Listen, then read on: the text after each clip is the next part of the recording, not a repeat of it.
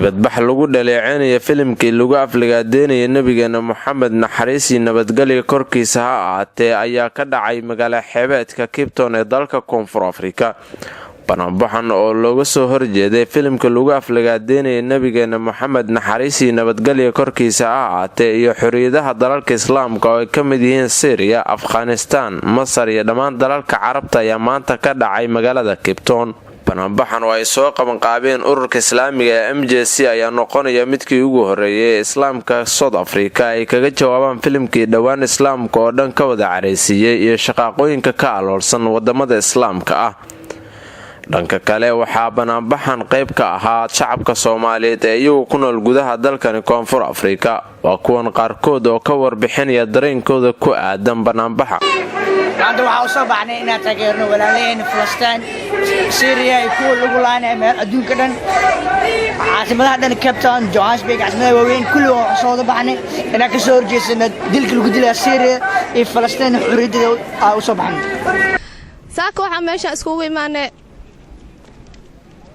inaan shucuurteen u muujino walaalaheen Islaamka ee meel kasta ku dhibtoon.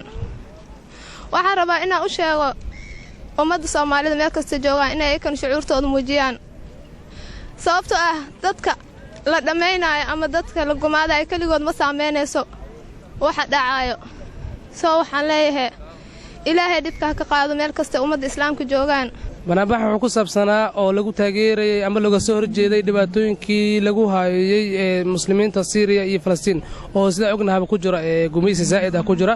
marka sidoo kale waxaa laga soo horjeeday filimkii xumaa ee laga sameeyay muslimiinta lagu aflagaadeynayay saddex walxaatood ayaa laga soo horjeeday. maanta aad ayaa la isku soo baxay, dad aad boqolaal qofood ayaa ka soo baxay Cape Town isku imaaday. shirkan waxaa soo qaybqaabisay muslimiinta South Africa ee MJC. si fiican ayuu u dhacay, walaalaha muslimiinta farbadana ka qayb galay sida Masaarida iyo Soomaalida waan si fiican u soo hagaagay.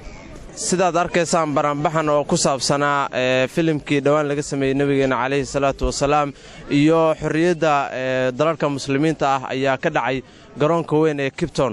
sidaad arkaysaan waxaa isku soo wada baxay muslimiin aad u fara badan iyagoo shucuurtooda ku muujinayayba.